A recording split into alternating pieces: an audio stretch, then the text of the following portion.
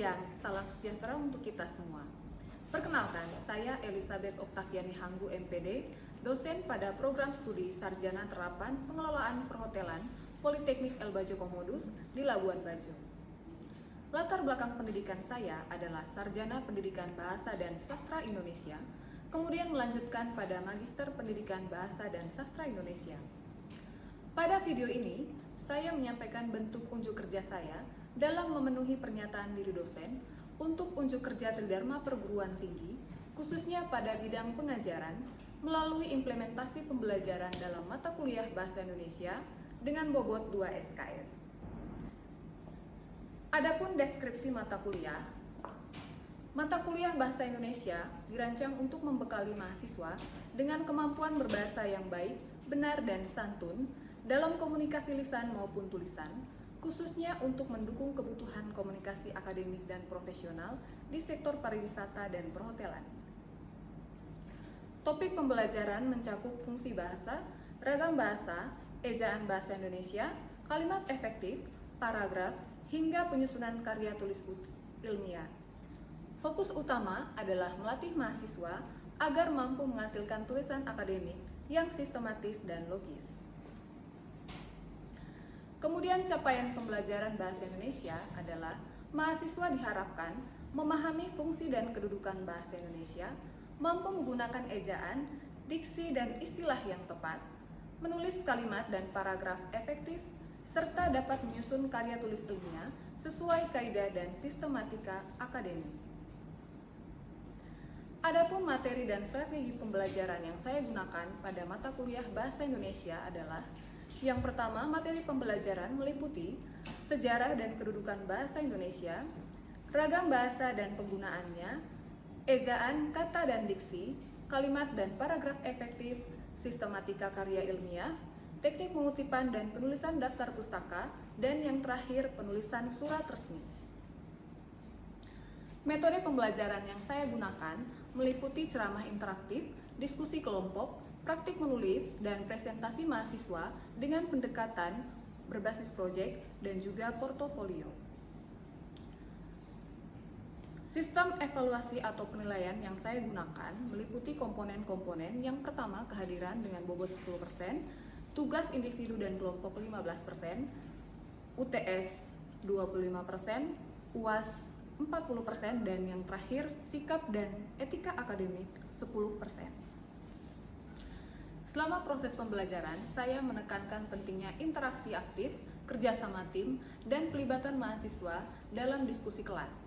Selain itu, tata tertib perkuliahan diterapkan untuk membangun karakter dan kedisiplinan akademik mahasiswa. Nah, berikut adalah video pembelajaran yang sudah saya laksanakan. Baik, selamat pagi semua. Baik, Ibu. Apa kabarnya hari ini? Baik, Ibu. Sehat? Sehat. Sudah makan semua? Belum. Karena sudah belum makan, lantas makan dong ya. Makan bila perlu minum kopi. Ini lampunya beda ya. Baik, sudah. Sebelum kita mulai kelas, Ibu absen dulu ya. Ya, Ibu. Ada yang sakit hari ini? Ada. Bukan dulu ya. Satu. Renata Chelsea? Ada, Ibu. Gersia? Ada, Ibu. Erni? Ada, Ibu.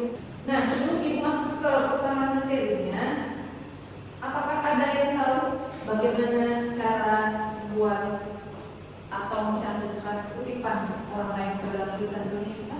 Atau gini, sebelum sampai pertanyaan Ibu tanya dulu, mengapa kita harus mencantumkan identitas pengarang atau penulis yang kita sadar pendapatnya di dalam tulisan kita?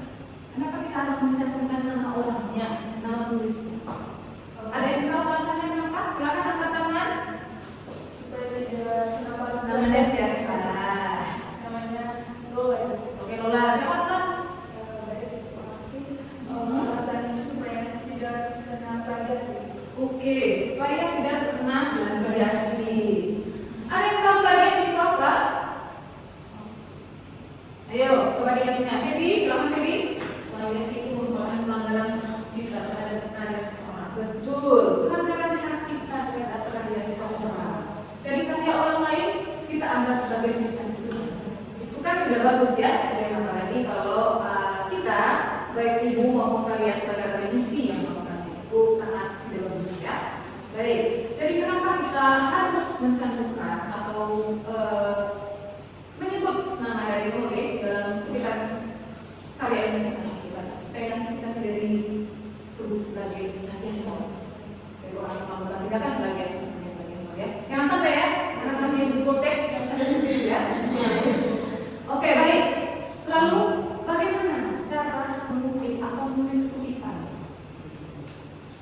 Di SMA, yang dari SMK ada kan di sini? Oh, banyak dari SMK bukannya ya, sisanya dari SMA ya. Nah, untuk anak-anak ibu yang dari SMK tentu saja pernah membuat laporan PKL. Atau kalau habis magang kan kalian harus bikin laporan PKL loh. Nah, kalau misalnya pada saat membuat laporan PKL itu diperhatikan tidak ketika kalian mengutip pendapat orang lain dari buku atau jurnal dalam laporan PKL itu diperhatikan? Iya. Tentu saja ya, pasti kan ada bapak ibu guru yang mendampingi untuk bagaimana akan kalian tulis toh. Oke. Nah, sampai sini dulu ada pertanyaan terkait dengan sistem rujukannya? Belum ada? Belum ada. Oke. Word. Kemarin ibu sempat kirimkan di grup dokumen jurnal ilmiah kan?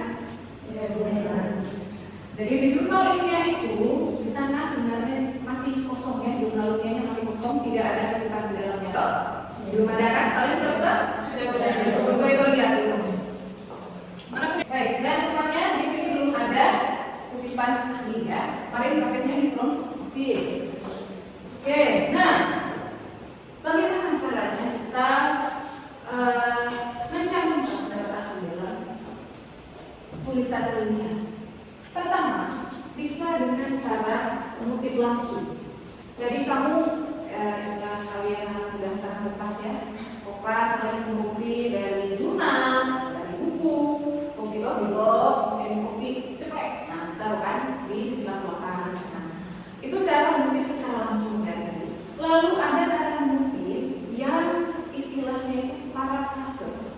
Pernah mendengarkan istilah parafrase? Jadi kalian baca pendapat ahli bersangkutan, kemudian kalian membahasakan kembali tanpa menghilangkan inti dari pendapat ahli tersebut. Nah, di antara dua ini mana yang sering kalian pakai?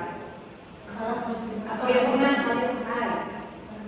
Parafrase itu akan lebih bagus sebenarnya karena dia akan mengurangi pendapat sebenarnya ya.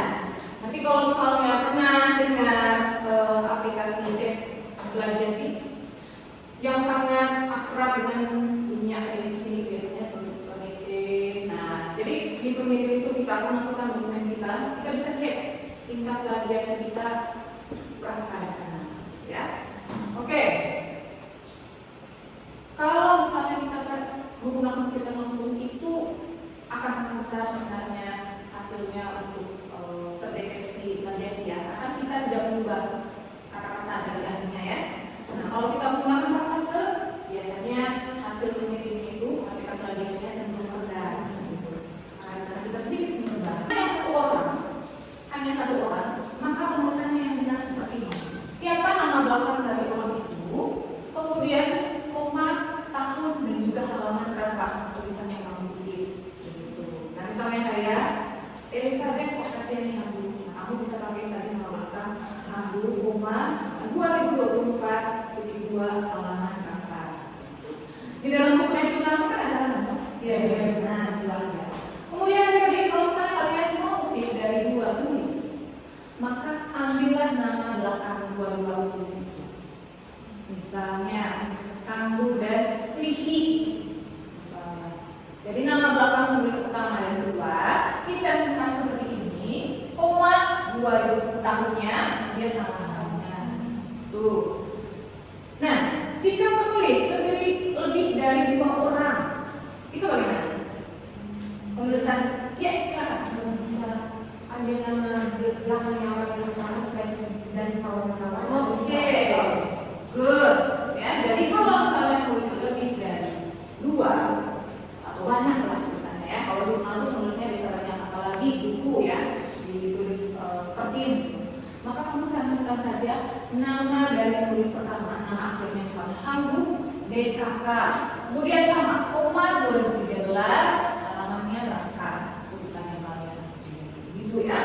Jadi itu adalah dasar dari bagaimana teknik mengutip sumber di dalam tulisan ilmiah.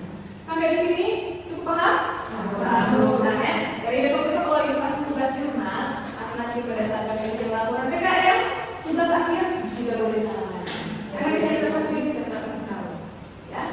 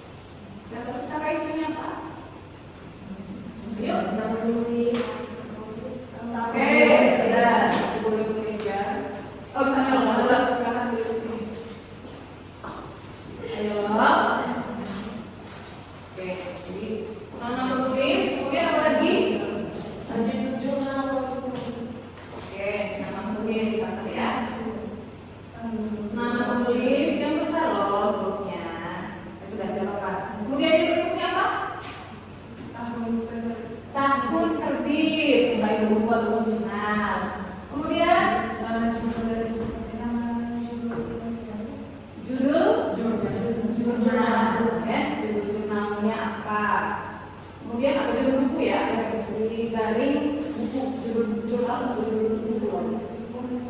Dikasih garis miring, judul jurnal atau judul buku. Oke, kemudian selanjutnya lagi. Berikutnya, Kalau di jurnal misalnya ada jenis jurnal, jurnal pendidikan yang mana aja. oke, nama jurnalnya. Oke, nama jurnalnya. Nama jurnal. Kemudian apa lagi? Apa lagi? Kalau kita mulai satu-satu, kalau buku, kalau referensinya dari buku, maka urutannya adalah nama penulis, penerbit, judul buku, kemudian kalau buku dulu, kalau jurnal dari buku. Coba lihat.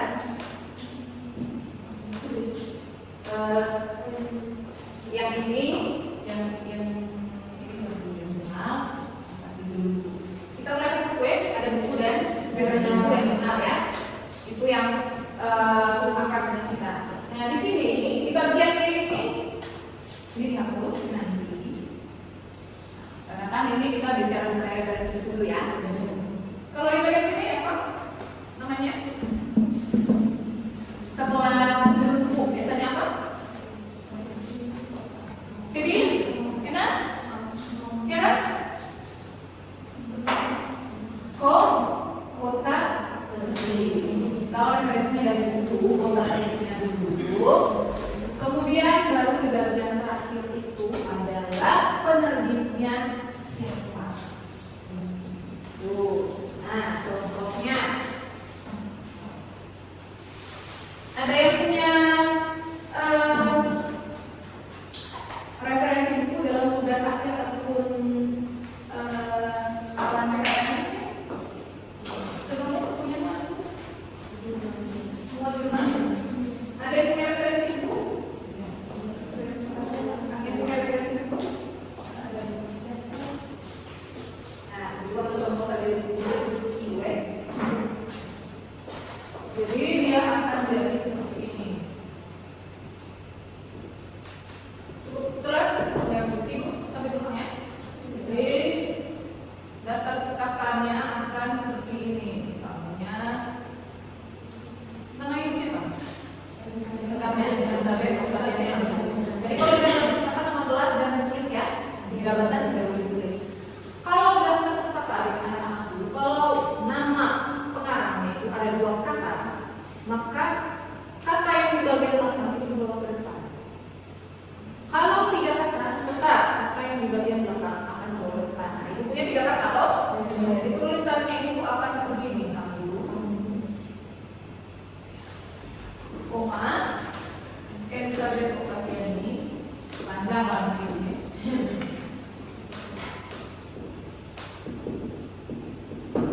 Kemudian titik atau koma? Titik atau koma? Titik lengkapnya. Titik. Baru apa tadi? Tahun terbit. 2005 ya. Nah judul bukunya itu adalah strategi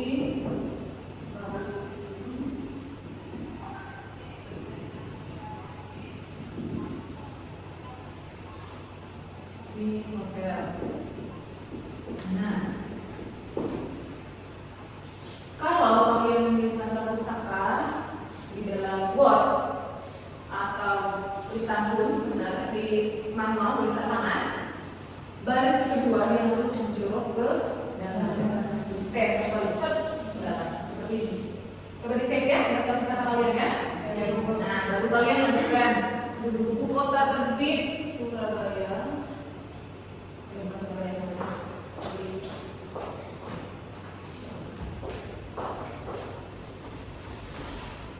Yogyakarta.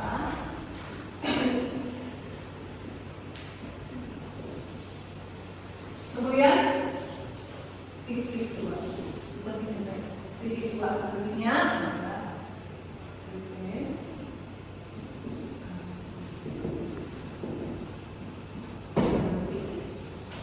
ini kalau referensinya dari buku. Jadi harus jelas harus jelas nama pengarangnya siapa, ya tahu untuk buku apa, kota pendirinya di mana, dan baru pendirinya siapa. Sampai di sini ada pertanyaan? Cukup paham? Nah, kalau ada teman-teman nanti misalnya dapat tugas dari LPDSM, kalau alumni, kalau PKL nya, maka kalian harus perhatikan tata cara penulisan atau pengutipan penulisan berangkat pustaka yang benar seperti ini. Ya. Oke, kalau dari jurnal, karena itu dua referensi yang paling sering kalian pakai ya. Kalau dari jurnal sekarang bagaimana? Ada yang tahu kalau dari jurnal?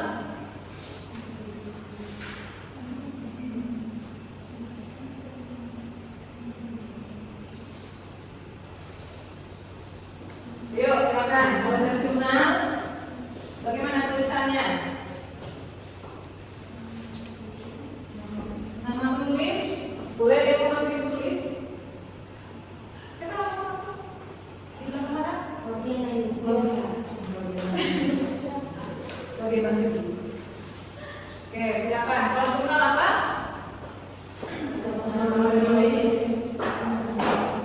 Nama penulis itu saja. Kemudian tahun,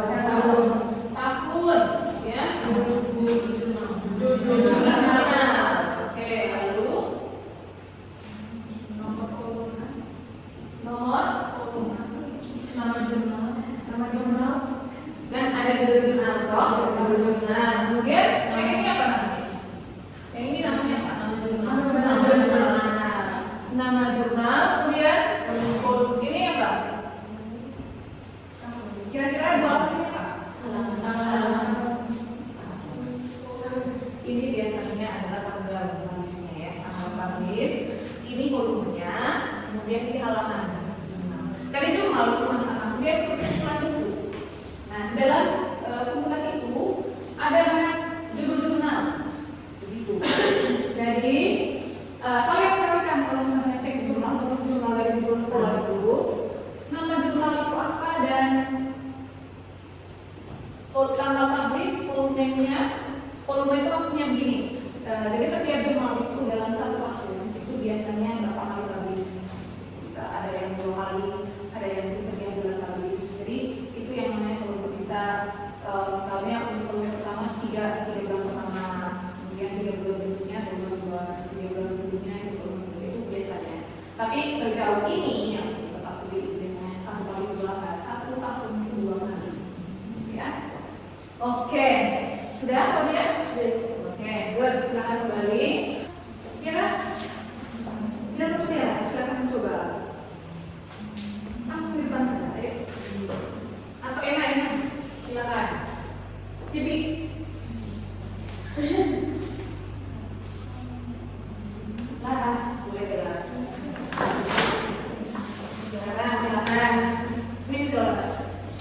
Boleh habis dulu yang tahu ya. So di bagian bawah saja. Ini agak besar ya, sehingga nanti bisa melihat. Ya, kan kalau bisa itu saja.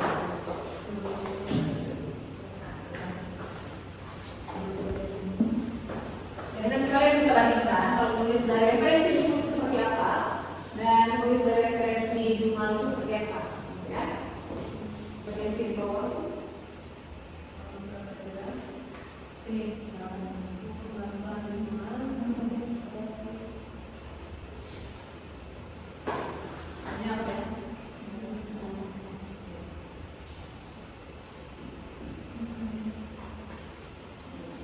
Oke. Bagaimana? Sudah ya? Sampai 98.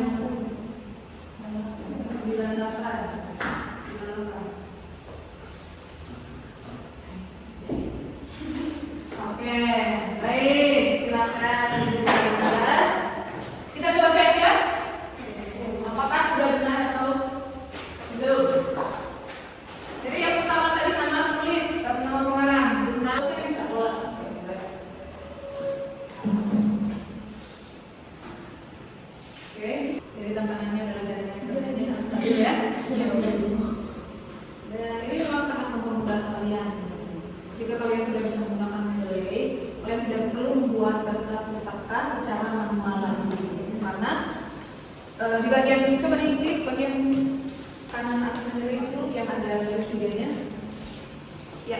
Nah, di sini untuk anak-anak nanti akan ada yang namanya insert bibliografi. Jadi, ketika kalian nanti sudah memasukkan kutipan di sini, maka otomatis di bagian daftar pustaka nanti itu sudah terinput daftar pustaka dari kutipannya di sini tadi. Ya, sangat mudah. Oke, kita contohkan dulu.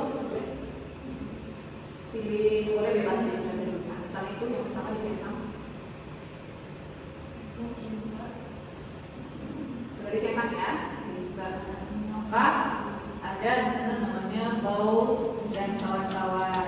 Oke, Baud dan kawan-kawan. Kemudian kita coba cek di daftar pustakanya ada di sini Baud dan kawan-kawan sudah muncul tidak di daftar pustaka.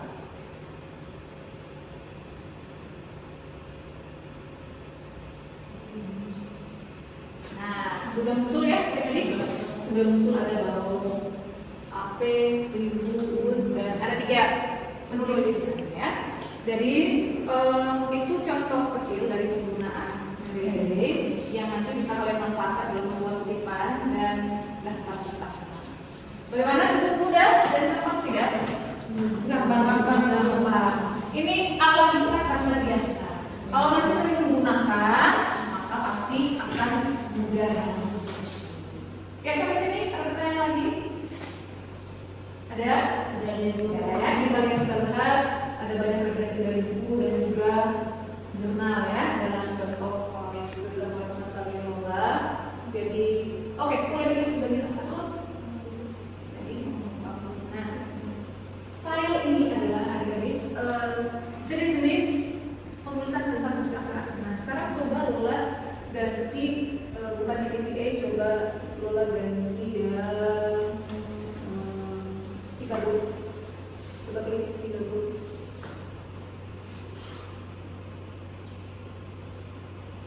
Atau coba ini dibuat dulu semuanya. Di kelas 1 boleh ya, Lola coba buat yang ini. Bangun. Kemudian Lola pilih yang Chicago tadi. Akan berubah tidak? Iya. Atau yang di bawahnya juga boleh bebas. Itu dulu. Seperti itu berubah ya. Oh iya. Kita berubah juga ya.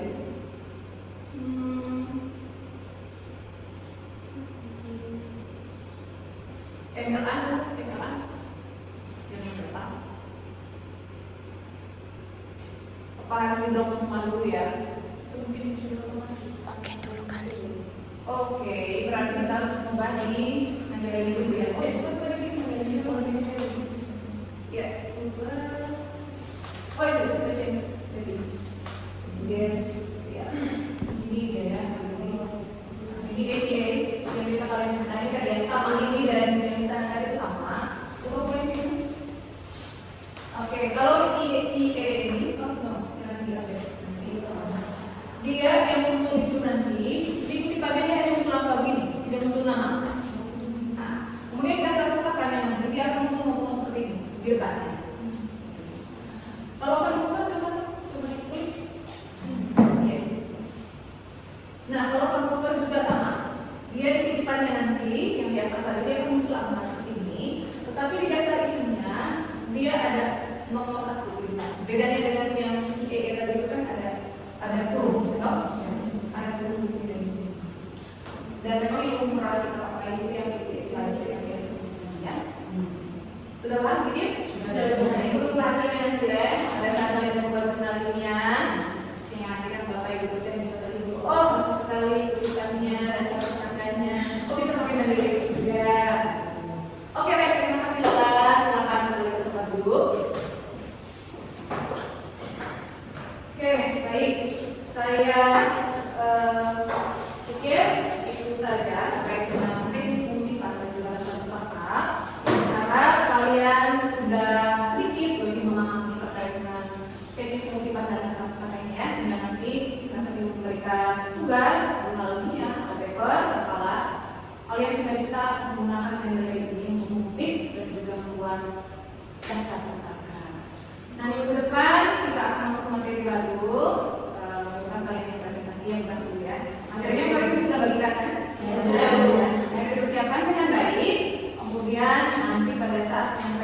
depan, presentasi minggu depan. Siapkan juga PowerPoint sehingga nanti presentasinya bisa berjalan lebih lancar. Ya, oke, itu saja. Ada yang ingin sampaikan sebelum tutup kelas? Tidak ada? Oke, baiklah kalau gitu ya. Kita akhiri pertemuan hari ini. Terima kasih banyak untuk partisipasi kalian. Tetap jaga kesehatan dan sampai ketemu minggu depan ya.